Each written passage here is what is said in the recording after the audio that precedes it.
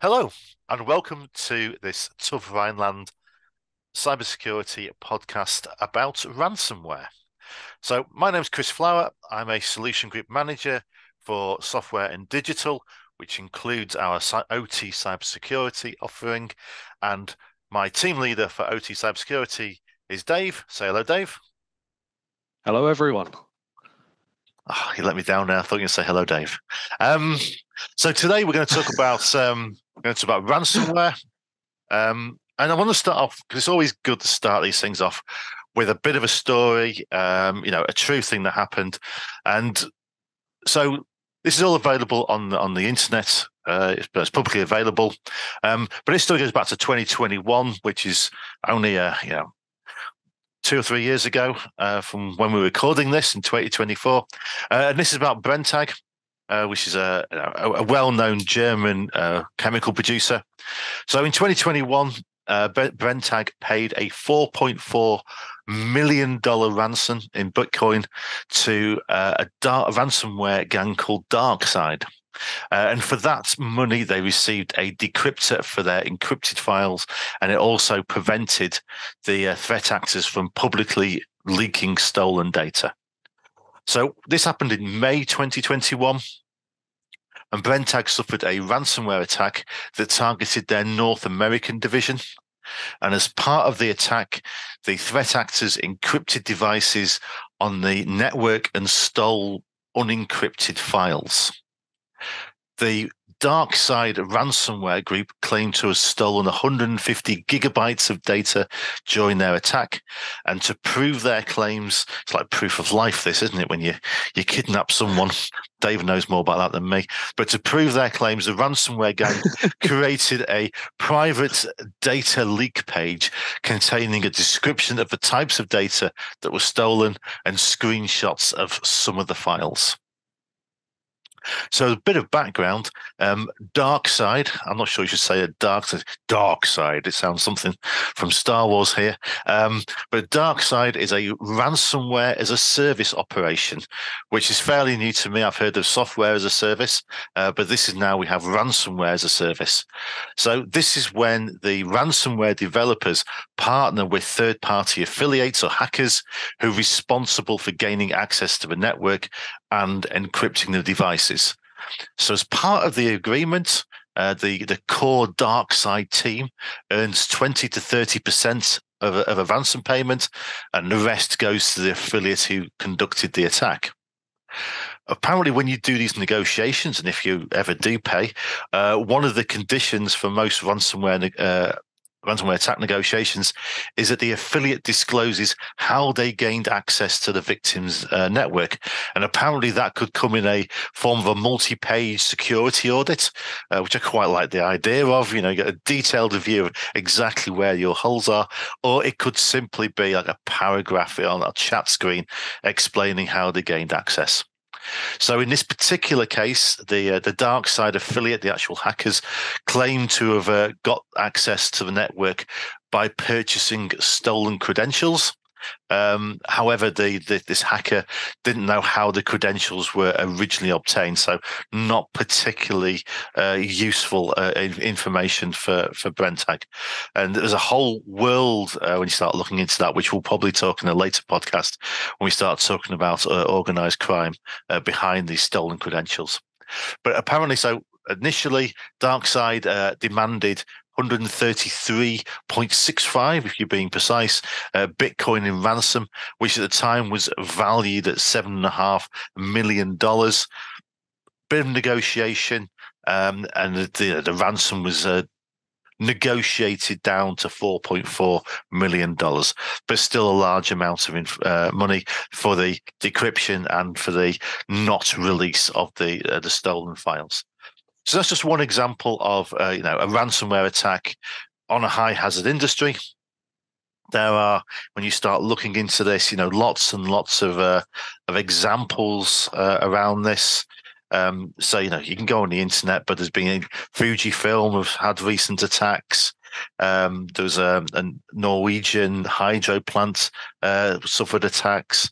There's other chemical companies that have had attacks. So these do happen. These are not rare events. They do happen constantly, which is why we're starting to talk about it. Now, it's one of our themes for 2024, ransomware and the rise of it. And again, whether you believe these, people publish statistics, but how valid they are across the whole industry, you don't know. But certainly, for one set of statistics I've seen, that the ransomware, financially motivated ransomware attacks, is now the greatest threat vector to OT cybersecurity. So it's definitely becoming a bigger and bigger thing. And we'll talk shortly about why that might be. But we'll start at the beginning, and I have Dave here for a reason. Because he is the brains of this outfit. So ransomware, I mean, I guess in the sense we've all heard of ransomware. We'll be aware of the one that hit the NHS a few years ago. But Dave, can you sort of tell us a little bit, what is a ransomware attack and what does a typical attack look like? Okay, yeah. So a ransomware attack, if we're going to be technical, is defined as malicious cyber activity where the attacker's trying to encrypt the victim's files or systems, ideally render them inaccessible. So it's all about that denial of service through encryption. So you can't access anything, you can't run anything, it's all locked down, and things sort of inaccessible. Normally, this is through the use of a malware. So there's a type of malware which is a ransomware, and the idea is that the malware runs, it encrypts everything, and then you can no longer access it. You could kind of think of it like someone stealing your house key and locking the door whilst you're outside. So unless you have a key that can decrypt it or a key to let you back in, you're kind of sitting outside looking in going, I can't do anything and I can't get in. So that's a really layman's way of looking at it.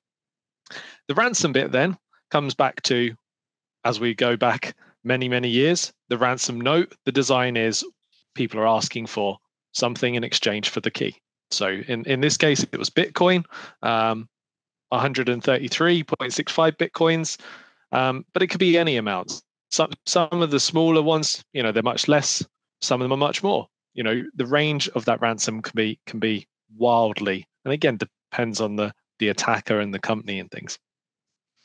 There is one additional thing we can add to the ransomware attack. So in more recent times, as you mentioned in the Brentag story, they actually start looking to steal data. So it's not just about that encryption. There's a second part to the attack where an attacker steals the data as well as encrypting your system. If we want to think about it in phases, there's 3 key phases to any attack. There's the access, so entering the system. And often that's sort of through like phishing attacks or people clicking malicious links or stolen RDP credentials or remote credentials. So that's sort of your entry. We then have the second phase, which is the execution. So this is where the attacker will then run that malware. They'll look to spread around the network. So they're not looking to necessarily encrypt one device. They're looking to encrypt as much as possible of the system to reduce that availability, remove that redundancy that you might have, and really lock everything down as much as possible. And then the third part, of course, is the ransom. So typically with attacks, you get an on-screen notification that informs you, the victim, that things have gone horribly wrong. And they give you very kindly a way of paying a fee so you get those keys or supposedly regain access to your system. And in Brentag's case, also, they agree not to disclose any of the stuff they may have taken. So that's your 3 phases, really: access, execution, and the ransom. So the bit that really interested me, and I wasn't quite as aware till I started looking into this, is that bit around stealing data as well. That that lots of that stealing of potentially confidential information. And what I find interesting about that is, and me and you have talked many times, and as an example, again, you can find on the internet, Fujifilm was subject to an attack. They didn't release how much the ransom gang wanted, but they didn't pay it. And if you read the information, that they had a good recovery system. They had backups, and they could just back up, clean the systems, restore the backups, and they were back up and running and operational.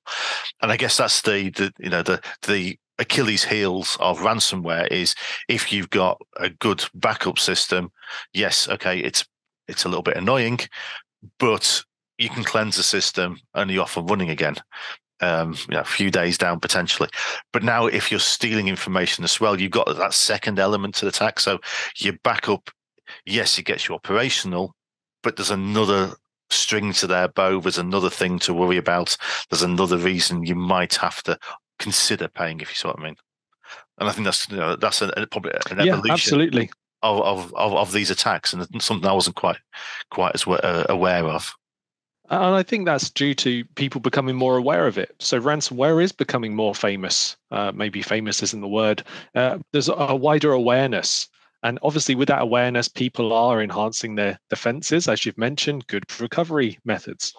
So the attackers, just like us defenders, are evolving to the times. And I think this is the evolution. It's looking at how they can still cause disruption, even if you can recover. Yeah, absolutely. So that's the basic bare bones of a ransom attack. Obviously, you and I talk about OT systems rather than IT systems. And traditionally, again, ransomware attacks was an IT thing. OT, no one really touched OT. But as I mentioned before, the attacks on OT systems are growing. There's more and more information on the internet and public available information about companies getting hacked and getting hit with these sort of ransomwares. I guess the question is, why OT? Why suddenly OT become this more tempting target for ransomware? That's a great question, and it's not just one thing. There's no one reason why it's becoming more popular in OT, but there are key areas we can look into. I mean, one of the most predominant ones, and I'm sure everyone is aware, is the increased connectivity. More now than ever, people are connecting to the IT systems. So your enterprise systems, for people not familiar with that term, I'm talking about your company laptops, your SAP systems, your emails, that sort of side of the internet. And then we got our OT systems, so our operational technology. So we're talking about our servers and our PLCs and that sort of side. And we're seeing that from the IT side, we want to get more information out. We want to do more monitoring. We want to be able to identify more things. We want to be able to manage stuff and do statistics and large data analysis. But in order to get that data out, there has to be that connection. And we're seeing that these connections are growing. So we're seeing more OT systems that are interfacing with IT. We've also seen some systems that interface with the internet because of that remote serviceability. Certainly after COVID, we saw a massive uptick in remote support. And that's obviously giving new threat vectors. Other things could be like world events. Nation states and cyber espionage have had a major uptick in recent times.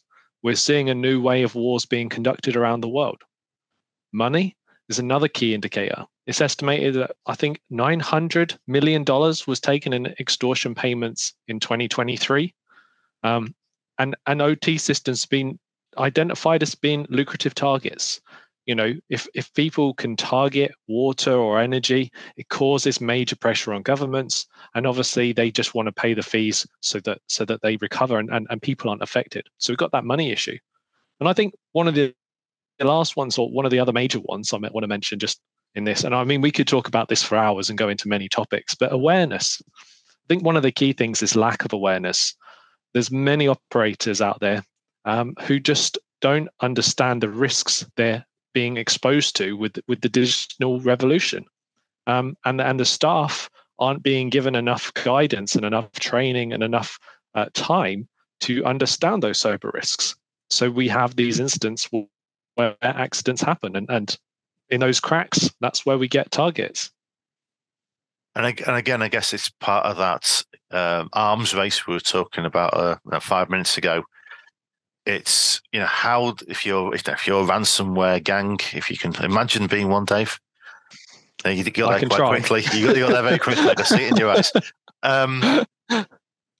But you're going after targets, Now, if you've got, a chemical plant, or you've got another colonial pipeline, it's not just I've hacked into your system, I've turned some computers off, which can be very painful in an IT setting. But in an operational setting, that big asset that's out there is not making money. And suddenly, it's yet another pressure. IT is about confidentiality. It's about, the information that they steal. But OT, it's really about availability and having uptime. That, we need these things to work. That's what we're there to do. They are the money makers. So if you can attack that and turn it off, a company could be losing 500,000, million, well, pick any number you like, depending how big the plant is, dollars, pounds a day. There's a lot of pressure to get yourself back up and running. And again, it just plays into the ransomware gang's hands. That pressure, it's all kind of one way. So I think that's one of the big things that's why it's developing that way. And I think another part to all this as well, and again, we talked about this many, many times, but it's OT systems. They're harder to patch. They're harder to keep up to date. They're not designed to, they're designed for one thing. They're not designed for user error. So they're just more vulnerable. And you're right, adding to that, COVID, particularly saw an uptick of that remote access, which was a godsend, let's face it, during COVID. But all these backdoors are there and we're using them more. It's really convenient. The world's not gone back to where it was. We now know we can do things remotely. Then again, you're just adding to the fuel to the fire of make these systems being vulnerable and access being available. And it's exactly that. We've increased that connectivity. But please don't mistake me. I'm not saying that's a bad thing by any means. We just need to be more considerate on how we're managing it. The digital revolution is a real thing, and we could do a whole podcast on digital revolution. And I genuinely believe it's going to be an essential part of development, but we just have to do it securely. And COVID, there was lots of backdoors developed, but we just need to undo those backdoors and just make sure we're doing it properly as we go forward. Just making sure we are protecting the systems. Okay, so we understand, our OT systems are under threat, increasingly under threat. We know kind of the way an attack develops. And again, I think, so just going back to something you said earlier, we can have a lot of technology systems to protect ourselves against, malware. But a lot of it comes down to the human. It's that initial attack is a phishing attack, or it's loss of credentials. It's we've got to remember the human is such an important part of this, and they're very hard to control. But okay, we realise we're under threat. So what we should be doing is planning for the worst. We do our risk assessments, we try and reduce that risk, but we cannot get the risk down to zero. So what mitigation measures can we put in place if we do suffer a ransomware attack? So how do we plan for a ransomware attack? And I'm going to answer this one for you, Dave. I've got a control system. I've had a ransomware attack. So the first thing I'm going to do is I'll pick up the phone. I'm going to call my OEM and say, I've had a cyber attack. Help. Is that my plan? I feel like that's a very accurate plan for a lot of people. But, and there's a big but here, that's not a strong plan. Your OEM might often go, sorry, I don't have availability, or you don't have a contract for that, or we haven't prepared for that either for your system. There's a lot of ifs, buts, and maybes in that approach. But there are other things we can do to make it better. So, like you said, there is no infallible solution. We have to consider a defense in-depth approach. We can't rely on a single entity. So what's a good starting point that you as the operator can do yourself? Well, ensure you have suitable backup solutions in place and that they are maintained. So the first port of call is not what the OEM can do, but what you can do for yourself. So making sure you've got backups, making sure they're maintained. And by maintained, I mean making sure that you have an online copy and an offline copy. That the offline copy isn't also just stored under the desk or plugged in, that it is separated from the main system, so it's not compromised in the attack. And that actually some of those backups are validated, so you know that they will work if required, and that actually when you come to restore that backup, it doesn't just fall over sideways. So that's a good start. The second thing you can think about is how you respond to an incident. So it's looking at your incident response plan. Now, calling the OEM could be part of that. That's not the whole plan. You need to think about how you would define that attack, what might happen during the attack, and then how you might go about limiting that damage. So it's sort of identification, and then how you maintain the systems, and then how we'll get onto recovery in a minute. But it's that instant response. So defining how you respond, giving people some guidance, which cables need to be unplugged, or how do they disconnect from the internet when that attack has been detected, so the data isn't streamed off to the internet, breaking that link. So, I mean, I guess part of that is, it's around roles and responsibilities, having a really well-worked plan. And I remember now when we were talking about this, I was thinking about the disaster recovery bit, but you're right, when we first started talking, that initial, what are you going to do when that attack is happening? Who pulls which cables? Which cables do I pull? Who's in charge? Who coordinates this? You need a well-worked-out plan, and you need, redundancy in those roles. You and I know we talk to people across control systems. There's one person who understands the control system more than anyone else. They are probably the person that company will go to in the event of a malware attack. If they're on holiday, what do you do? So you need, who's the deputy? And I mean, I guess you can't pull the cables, but I guess you got to practice the plan as well. You got to just walk it through. Exactly that. Yeah, just practicing some of those exercises. Like you said, let's not go around unplugging cables and seeing what happens. That's probably not a good solution. But practicing them. It sounds fun though. Pretend there's an attack happening. Who's going to do what? You simulate that attack in a way that it's not going to cost availability, but people do need to do things. They need to check the procedure, check the process. Who are they talking to, and how is it escalating? Let's say that your key engineer, as you identified, he's off that day, or cyber attacks often happen in unusual hours of the day at 2 a.m. when they're probably not on shift. So who's going to take that responsibility in those off hours? It's that little bit. Yeah, 100%. Another thing we can think of, that disaster recovery plan then. So we got the instant response. What do we do when it's happening? And then we need a plan for, okay, now what do we do once it's happened? So it's having two parts of the picture. And that second part, the disaster recovery part, is making sure, like I said, backups work, that they're accessible, that there is offline copies, that there's a restoration method. How do we actually restore the machines when they've gone wrong? Any configuration information that's required. If you've got off-the-shelf machines, hardware that are not configured, how do you know the node you need to replace? Do you know the IP addresses? Do you know the settings? So those sort of things, making sure we have that information available.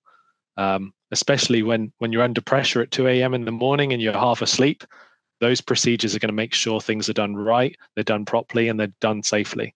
So it's that recovery plan part as well. And I guess part of that as well is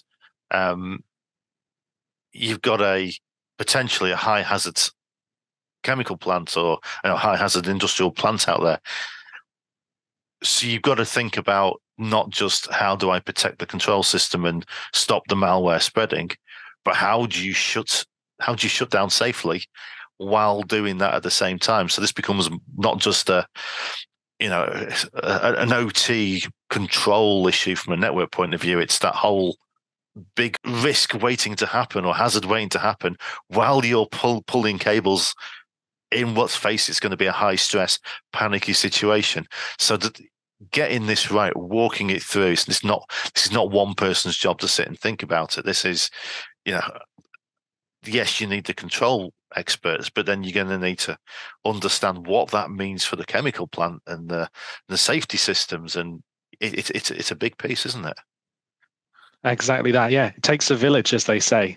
Everyone needs to be involved. When we're designing the recovery plans. It's not just the OT cyber guy. It's not just the CISO if you have one. It's not him sat in his office going, well, I think we'll all do this.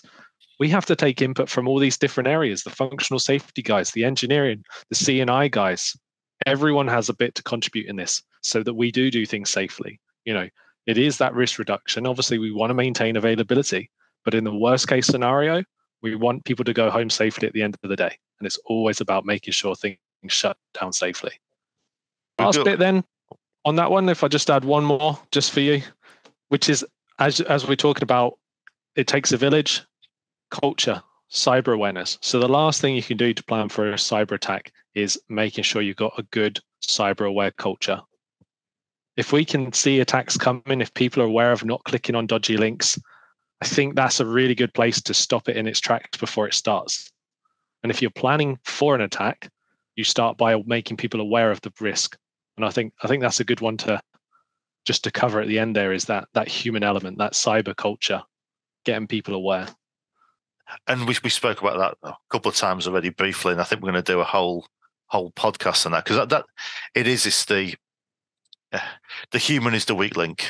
You look at all these incidents. So often it's a phishing email, it's loss of credentials. It's not the technology that's wrong. It's that big, how we use it, big fleshy, watery thing that wanders about, generally causing chaos. That's the weakest link, and creating that culture around it, I think, is difficult. And without going into it now and down this particular rabbit hole at this point, I think we spent a lot of time, in an IT setting. I think cybersecurity is, people are aware of it. How good they are implementing it is probably a bit more patchy, but I think generally we've done quite a good job of making people aware of IT issues and phishing emails. I know that companies you and I have worked at do fake phishing emails, and it tells you off. You click on things, and things like that. It's quite good, but it is difficult. I don't think we've done nearly as much of that in an OT setting as maybe we should do, or will need to do going up. No, I think that's definitely a gap. And like you said, we're going to do a podcast on that in the future, talking about that bit. So stay tuned. Next time on the podcast. Okay. So I've done all my planning. I did all my risk assessments. I did my incident response, implemented my disaster plan. And you know what? Sometimes it doesn't all work. They got there. I've had my malware attack. Things are encrypted. I have an option, a simple option that can make all this just go away. Someone's going to get in touch. I can negotiate, but I can just pay to make this all go away. So should I pay or not? Oh, what a question. Should I pay? It's never advisable to pay. And there is a number of reasons for that. I mean, we could spend probably the next 45 minutes talking about all the reasons why you shouldn't pay. And I'm sure if anyone is listening that is an attacker, they're going, don't tell them that. Get them to pay me. Don't pay. First off, there's zero guarantee the access will be restored. Even if you get the decryption keys, and there has been cases where people are paid and they haven't been given the keys, but even if you do get the keys, often when the encryption process happens on running files, it causes data corruption. Colonial pipeline attack, if we remember back to that one, all the keys were just given away back, but the data was so badly damaged, it still took months and months for that recovery, even with the keys. So number one reason, there's no guarantee you get your access back, even with the keys. So ransomware groups don't provide a warranty with their encryption keys. Is this what I'm getting? Unfortunately not. No, there's no guaranteed warranty. No 12 months support contract. How dare they? That's just rude. That is just rude. It's take the money and scarper, I think. The second major reason we can think of is we can see that companies who often pay the ransomware end up being targeted again in the future. If they know you're going to pay once, they assume you'll pay twice. There's a report by Hitchcock's in 2022. It was a readiness report. And if you looked at that one, 36% of companies that paid were then hit again. And 41% of the companies that paid failed to recover all of the data and still ended up rebuilding their system. So those first 2 points, it doesn't guarantee access. And secondly, you're more likely to get targeted again. I mean, it's interesting. You've got a statistic there of 36% of companies who paid were hit again. I've seen numbers, and one study found actually 80% of businesses that paid were attacked again. So an even higher number, but even higher, yeah. You can disagree with the percentage. The point really stands. If you pay a ransom, then guess what? They're going to come back for more. And that's really the key message. Sorry for interrupting. No. It's a great point. And I think people need to understand that yes, you're in a hole, you've been hit, and there is a problem. But sometimes throwing money at the problem doesn't get rid of the problem. It just extends the problem. And I think that's the key takeaway. And another one we can think about is, even if you have the decryption key, and even if you do use it and it does restore your system, the system is still infected. You haven't removed the threat. And you still need to then go into extensive investigation. You need to do a complete analysis. You need to make sure it's not hidden in any of other files, because heaven forbid that somebody who's trying to attack you would hide something to attack you again later. It doesn't save the system. You're telling me that now they don't give you warranties and they might leave stuff in there to come back. These people are evil. Who would have thought? If I ever meet one, I'm going to look very, very... I'm going to give him a hard Paddington stare, I think, actually, the most an Englishman can give. But again, it's interesting. And I think that's one of the key points, that even if you do pay, which is going to cost you, for an industrial complex, millions, it's then also the cost of, you've had that attack. You then need to look through all your systems, clean it all. There's a whole nother massive cost there that you're going to have to bear. Now, you're going to have that cost anyway because you've been hacked, but it's kind of like the ransom is probably the small part of the ultimate costs, and what you're paying it for. You can still do all this other work. So regardless of whether you pay or not. So it doesn't really make sense to, it's not a cheap way out, I think, is what I'm saying. I agreed. Yeah, it often isn't in your benefit. It often doesn't pay off in the long run because there's still all that additional work you need to do. And there's much better, if you think of that 4.4 million, you could have invested that in your cyber defense up front, and you'd have been in a much stronger position. So companies need to think more about investing to prevent rather than paying to recover. Absolutely. And just to provide, some words from, people who carry weight rather than me and you, Dave. I'm not sure, how much weight our words carry yet. Only yet. We will get there eventually. But the Cybersecurity and Infrastructure Agency, they have got some words around this, and they say paying a ransom will not ensure your data is decrypted or that your system or data will no longer be compromised. How do you say CISA? I'm just going to go for CISA, MSISAC, and other federal law enforcement do not recommend paying a ransom. So that's information from the States.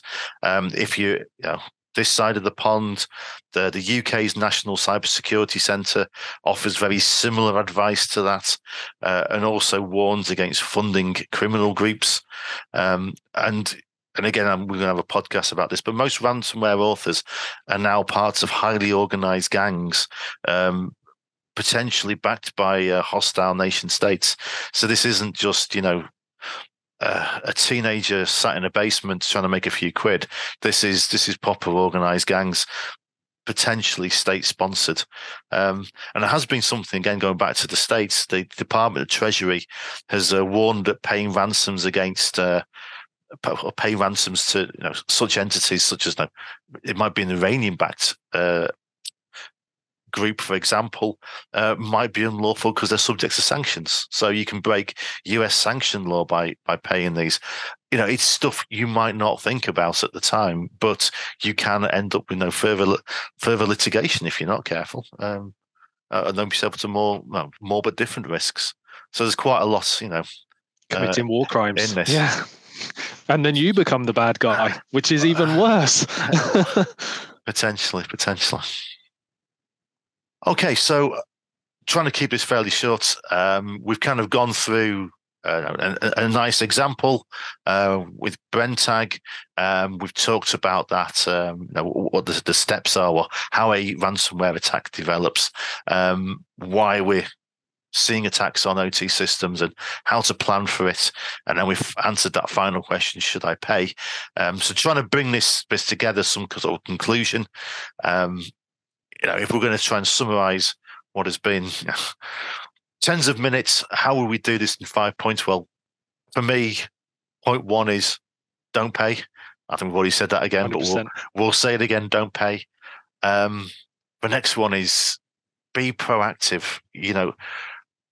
Have your incident plan, have your disaster plan, practice it, walk it through, make it as robust as you can. There's a well-known saying that, which I do like, that comes from World War I. No plan survives first contact with the enemy.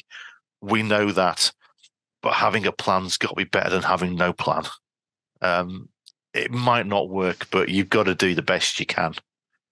So having those plans, and the answer is it's not just ring your OEM. And then it's about that awareness and that security culture. That is so important. It's the human is the weakest link. So think about the cyber awareness, trying to prevent attacks, but also what to do in the event of attack. There's no point one person doing it. It's a whole group of people. So I think they're sort of like the three main points. Is there anything else you want to add, Dave? I think the bottom line is, we know they're on the rise. They pose a serious threat to businesses, public institutions. You don't have to spend more than 2 minutes to Google search ransomware attacks and see that there are day-to-day attacks happening. And like you said, we need a comprehensive approach that includes both preventative measures and response strategies. Let's get people involved. Let's not make the human element the odd element. Lovely. Well, thank you very much, Dave, for your time. We will be back at some point soon, hopefully. We've got a podcast planned, including organised crime. We will talk about people like the dark side in a bit more detail, and we'll talk about cyber culture and those sorts of things. So thank you very much for listening. We hope you found it interesting, and we will be back shortly. Thank you very much.